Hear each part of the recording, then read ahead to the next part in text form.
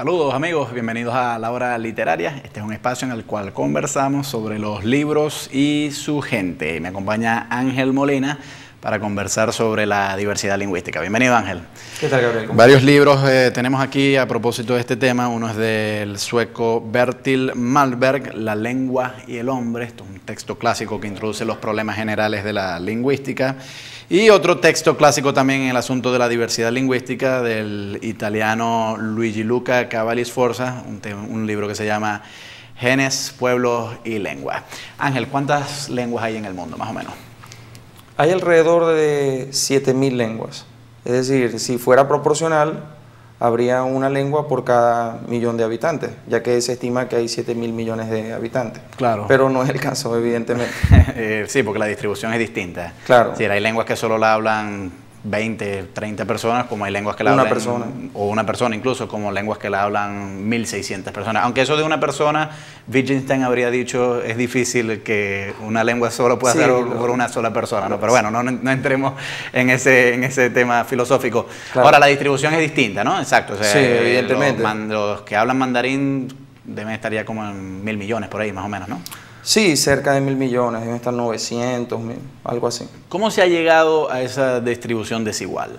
O sea, ¿por qué con el paso del tiempo una lengua sí prospera y otra no? Sí, eso responde a dinámicas sociopolíticas que, bueno, por ejemplo, sabemos que en la historia se han llevado a cabo, el hombre históricamente es territorial y conquista territorios, y en ese sentido, si nos vamos a la historia, en algunos momentos el conquistador impone la lengua que trae consigo al territorio. Claro.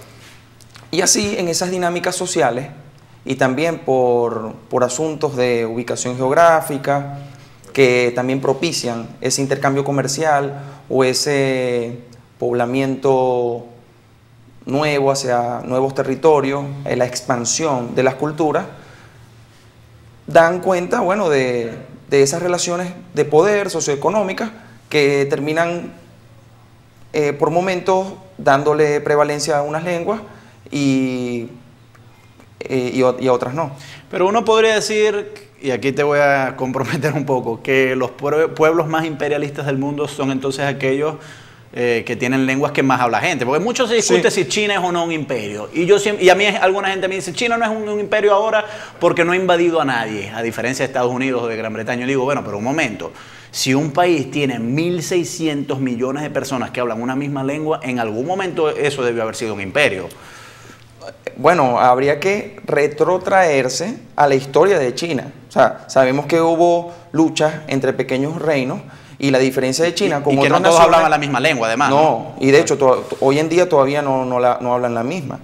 Entonces, si nos vamos a esa historia, cuando se unifica China, se unifica bajo una misma lengua. Pero sin embargo, los diversos dialectos que están allí presentes han subsistido.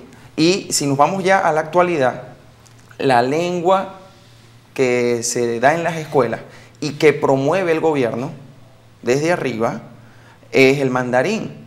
A todos los niños de China les enseñan hoy en día en mandarín.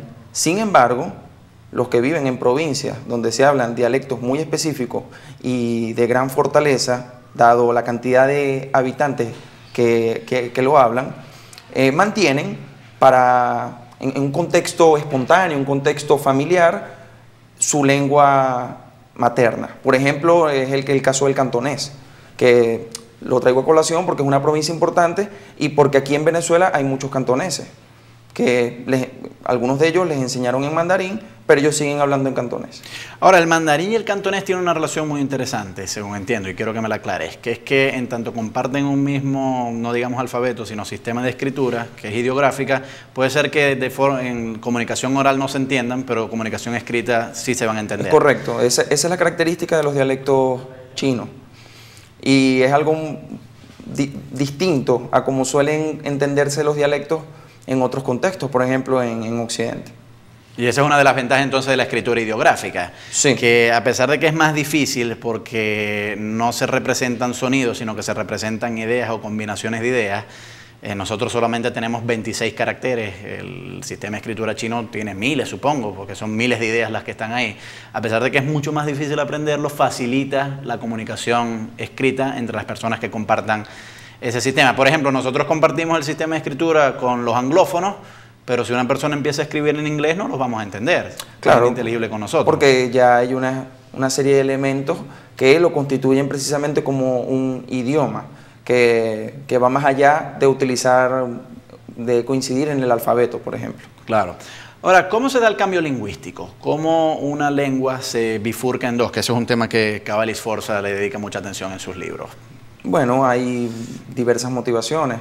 Por una parte, hay que entender de plano que el ser humano, por naturaleza, con respecto a su relación con la lengua, es creativo.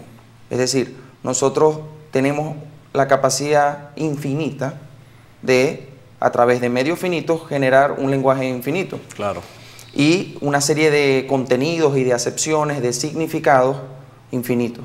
Entonces, en ese orden de ideas, cuando las sociedades van cambiando, también van cambiando algunas estructuras y sobre todo el mayor cambio que se da es el cambio léxico, que tiene que ver con los términos que se utilizan. Por otra parte, tenemos que volver al hecho histórico palpable que es el de las relaciones entre los pueblos, ya sean relaciones amistosas o relaciones conflictivas. En esa interacción entre las culturas existen intercambios de piezas léxicas, de contenidos, incluso de formas gramaticales. Por ejemplo, en el caso del español, en esa época de alrededor de 800 años de dominio árabe sobre la península ibérica, allí, a partir de esa época, tenemos una herencia léxica bastante importante y hay muchos términos. Sí, almohada, alcalde. Sí, exacto. Muchos términos como esos, alhambra, muchos términos de esa índole, hay muchísimos, la mayoría de los que empiezan por al, pero también hay otros tantos más, que nos vienen de esa interacción social. Y por ejemplo también, volviendo a la península ibérica, tenemos términos provenientes del vasco, del gallego y de esos diversos dialectos que están allí presentes y de lenguas. Claro, vamos a ir a hacer una pausa y ya regresamos.